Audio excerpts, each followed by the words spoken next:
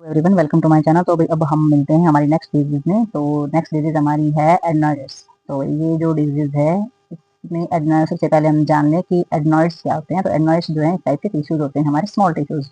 ठीक है, तो इसमें इसमें क्या बताया है, एडनोइड्स are small lymph of tissues located to back of the throat. तो ये हमारा जो गला होता है, थ्रोट जो होता है, उसके बैक साइड में ये पाए जाते हैं हमारे, और छोटे लिम्फ टिश्यूज ये हमारे होते हैं अबाउट टॉन्सिल्स के।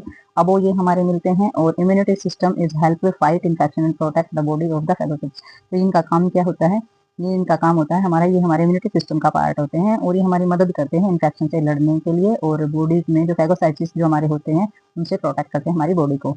तो एडनोइड्स जो होते हैं वो बच्चों में जो है प्रेजेंट होते हैं। Start off grow from the birth and relax maximize. तो जब ये हमारी जो जब बच्चे का जो बर्थ होता है तो उसी के साथ इसकी जो ग्रोथ होती है वो हमारी स्टार्ट हो जाती है। इसका साइज 5 साल तक, मतलब 5 साल की तक ये हमारी स्टार्ट हो जाता है, हम इसकी ग्रोथ होनी 5 साल के बच्चे तक। तो जैसे जैसे सीवियर ईयर ओल्ड्स होता जाता है, यानी जैसे जैसे हमारी एज बढ़ती जाएगी वैसे वैसे ये श्रिंक होते जाएंगे, और कम्प्लीटली फिर हमारे डिसअपियर हो जाते हैं, यानी कि बिल्कुल ही खत्म होते चले जाते हैं।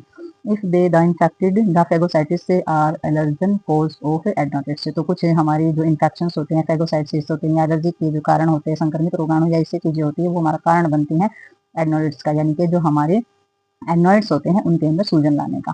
तो आगे देखते हैं हम इसके अंदर। तो ये हमारी जो डेफिनेशन है, डेफिनेशन के अंदर इसमें बताया गया है एन इन्फ्लेमेशन ऑफ एडनोइड्स। तो इसमें ये हमारे जो एडनोइड्स से जो हमारा पार्ट्स होता है उसकी सूजन होती है, उसकी इन्फ्लेमेटरी हमारी ये होती है।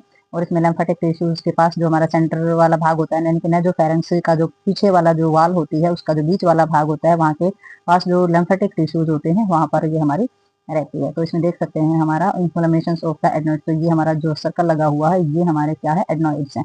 ठीक है, ये युलावला है हमारा, ये दोनों जो पार्ट है ये हमारे टॉन्सिल्स के हैं, और ये हमारे टंग्स है। तो ये हमारी यहाँ पर रहता है। ठीक है, तो group A beta streptococcus bacteria जो है ये इसका मेन रीजन होता है, फैल लेगा इसके अंदर इन्फ्लेमेशन होने का या इसके अंदर इन्फेक्शन होने का। क्लिनिकल मैनिफेस्टेशन में इसमें दिया गया है कि नेजल ऑब्स्ट्रक्शन जो होता है वो चेक करना है इसके अंदर। सांस लेते टाइम सांस में जो बदबू आ रही है वो चेक करनी है। नोजी रिस्पिरेशन की नाक से सांस लिया जा रहा है। ओटर्स मीडिया मिडल ईयर के कान के अंदर अगर किसी प्रकार की सूजन है, बुखार है, और थ्रोट के अंदर किसी प्रकार की खराश या प्रॉब्लम्स है, और बोलने में दिक्कत आ रही है, अगर कान में दर्द हो रहा है, और अस्वस्थता की कमी है। तो ये जो सारी चीजें होती हैं ये सारी की सारी क्लिनिकल मैनिफेस्टेशन के अंदर लिखी जाएंगी। नेक्स्ट इसमें आ जाता है डायग्नोस्टिक एवोल्यूशन। तो डायग्नोस्टिक एवोल्यूशन के अंदर हम सबसे पहले श्योर थ्रोट को इसमें चेक करे ही जाएंगे, सीबीसी इसमें लिया जाएगा, और थ्रोट स्वैब कल्चर, यानी कि स्वैब से जो हमारा थ्रोट के एरिया की जो भी चीजें होती हैं उनका सारी का सारा चेकअप किया जाता है। साइन और सिम्टम्स जो है वो चेक किए जाते हैं। नेक्स्ट इसमें आ जाती है हमारी मेडिकल मैनेजमेंट। तो मेडिकल मैनेजमेंट के अंदर इसमें आ जाता है हमारा एंटीबायोटिक, ये तो कॉमन होता है। एंटीबायोटिक में पेनिसिलिन दिया जाएगा, अमोक्सिसिलिन दी जाएगी।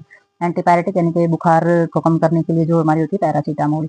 ठीक है, एनालाइजिस दर्द को कम करने के लिए एस्प्रिन और इब्रूप्रोफिन जो है वो दी जाती है। एंटी इन्फ्लेमेशन को कम करने के लिए कोर्टिकोस्टेरॉइड्स तो होते ही हैं। बेटा मैथानोसॉन हमारा होता है, और पैरिडोनोसोलेंस जो होता है ये हमारी टैबलेट्स जो होती हैं ये इन्फ्लेमेटरी यानी कि सूजन को कम करने के लिए दी जाती हैं। नेक्स्ट हमारी आ जाती है इसमें सर्जिकल मैनेजमेंट। तो सर्जरी क्या की जाएगी, इसमें हो जाएगी हमारा एडनोकोटोमी। तो एडनोकोटोमी के में सर्जरी में क्या हो जाएगा, रिमूव कर दिया जाएगा उठा करके, क्योंकि वैसे भी वो कुछ टाइम के बाद बिल्कुल ही डिसअपियर हो जाते हैं। यानी कि जैसे कि बताया गया है डेफिनेशन के अंदर कि उनकी जो ग्रोथ होनी होती है 5 साल का जब होता है बच्चा, वहां तक उनकी ग्रोथ हो जाती है। जैसे जैसे जवान होता जाएगा बच्चा वैसे वैसे उसमें क्या हो जाएगा, ये अपने आप ही डिसअपियर यानी कि अपने आप ही गायब या खत्म होना स्टार्ट हो जाते हैं। ठीक है, तो नर्सिंग मैनेजमेंट इसमें सेम वही है जो हमारी टॉन्सिलिटीज के अंदर होती है, वही केयर है, और वही हमारी नर्सिंग मैनेजमेंट उसके अंदर है। तो ये हमारी डिजीज होती है कंप्लीट। तो मिलते हैं नेक्स्ट डिजीज में और नेक्स्ट पार्ट के साथ, तब तक के लिए बाय बाय।